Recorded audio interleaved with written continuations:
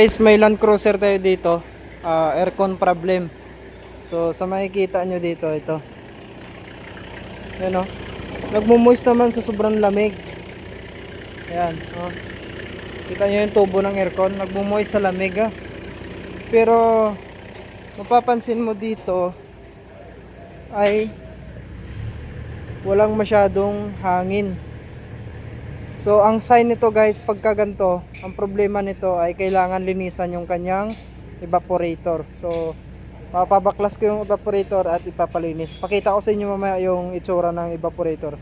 Sigurado sobrang dumi nito. So guys, yung kanyang evaporator, ayan.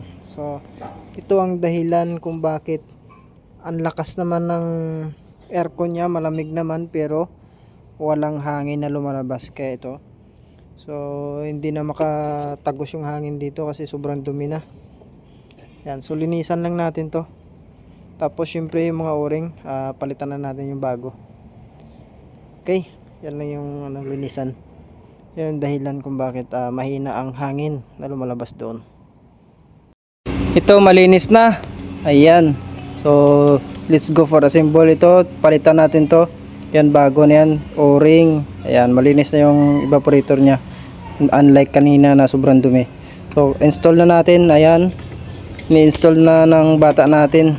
So hayaan na natin sila mag-install dyan. Pagkatapos nyan, so rigas na tayo. A few moments later. So ito na siya guys. After malinisan, naikabit na lahat. Tapos nakarga na ng freon. Ayan o, pati goma. Nagtutubig na sa lamig.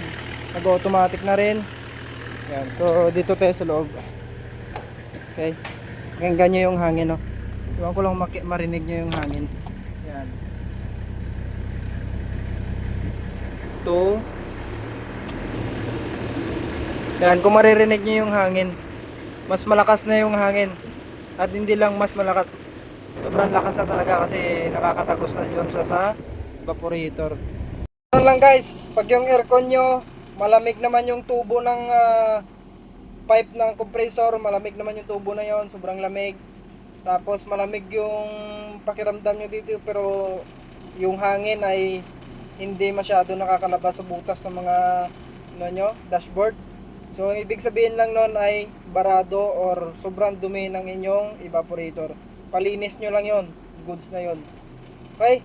So, Junior Mechanic, sharing is caring. Pa-share naman ang video natin at para marami din makakita.